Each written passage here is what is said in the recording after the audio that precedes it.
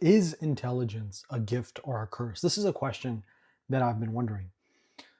Is being smart worth the depression? Because perhaps that is what you'll experience once you begin to realize how a lot of things in the world actually work. Like when you go out to a venue, right? And you're there with a couple of friends or you're there with a couple of people and you begin to notice all the things taking place beyond the sort of surface level. You begin noticing people vying for status. You begin noticing, someone belittling another person just to gain a little bit of clout. you know, you begin noticing a girl who, just by looking at her, you can tell that she's kind of insecure, but she's there because her friends want her to be there. That's one part of intelligence, just social awareness, right? EQ, just being able to tell, being able to understand people's motivations better than they can understand their own motivations. That is one of the ways I can put it. The second thing is that you have to realize that society is designed for the median. You know, this is a concept known as the curse of the high IQ, but you have to realize that society is designed for the median. Take driving, for instance. Everyone considers themselves to be a great driver, but what if you actually were a great driver, a phenomenal top 1% driver? You had excellent reaction times, you professionally raced before. You have to understand that if you look at a road and the road is, the speed is set at 80 kilometers an hour or 50 miles per hour or whatever it is, that is designed for the average person, based on the average person's reaction time, based on the average person's, aptitude to see whether or not an object is coming on the road and appropriately react. And if there was a person there, how much time would it take for them to stop? Engineers do all these calculations and then they set the road for a speed. They set a speed for the road, right?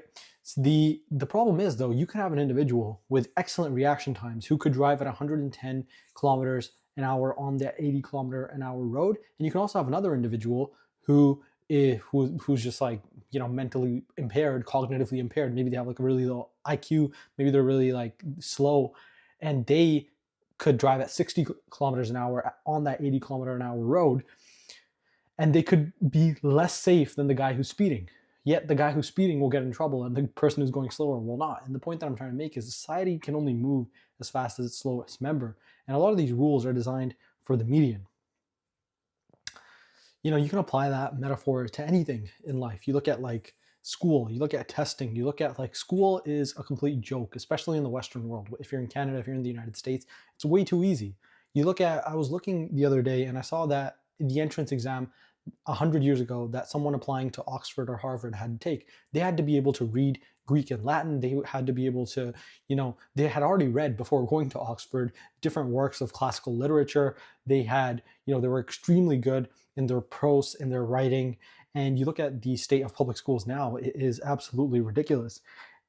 You know, the thing I keep remembering from time to time is a quote by Dostoevsky, one of my favorite authors, and he says, "Pain and suffering are inevitable for a large intelligence and a deep heart. The really great men must have a great sadness on their shoulders."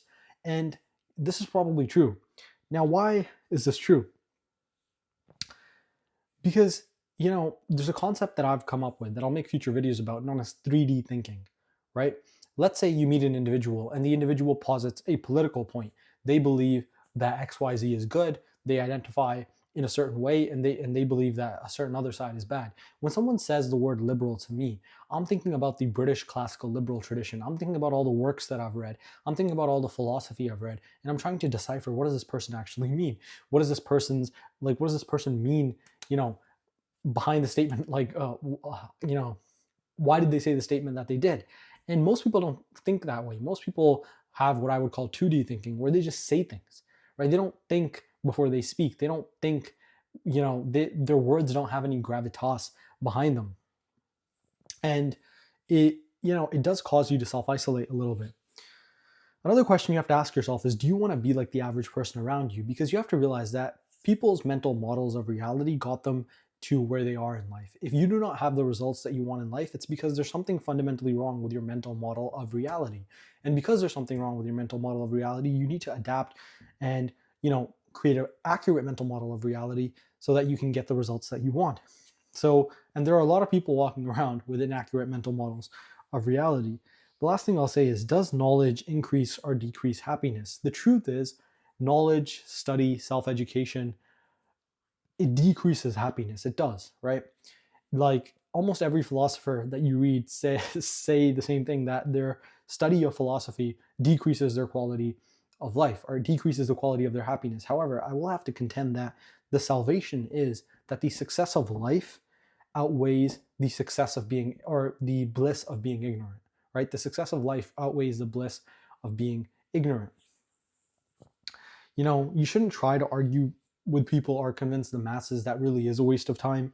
You shouldn't, if you are someone who engages in 3D thinking and you're constantly giving people the benefit of the doubt, you're constantly trying to understand the motivations behind why people think the way that they do, what, philosophical tradition or their worldview is their worldview rooted in. You find yourself, often being the smartest in the room.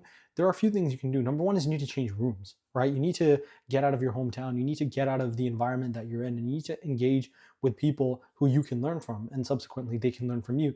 Secondly, you need to find ways to challenge yourself, right? Read a book a week, read 2 books a week, journal your thoughts, write your thoughts onto a Substack. You need to find a way to expend energy, right? Because otherwise you're just going to exist with this compressed energy and end up super, sad or super resentful of the world around you. And the third is you have to understand that a lot of people, like Dostoevsky said, a lot of the great men must really have a great sadness on their shoulders, but despite that, they're able to go and accomplish great things. So even if you have a worldview that is inexplicable to other people, you can't explain, you can't articulate to other people because they simply don't possess the requisite knowledge to understand why you think the way that you do, honestly, don't even bother communicating it to them. What I would say is just allow the success of life to speak for itself. That is what I would say. So is intelligence a gift or a curse? It's honestly both. It's a curse if you don't end up creating a meaningful, impactful, joyous life. If you don't use the fact that you now have an accurate mental model of reality to actualize a good existence, if you just sit there, constantly ruminating, constantly, engaged, at battle with your own thoughts, then it is definitely a curse. But there is a light, there is salvation. That salvation is using it to achieve some semblance of success in this life.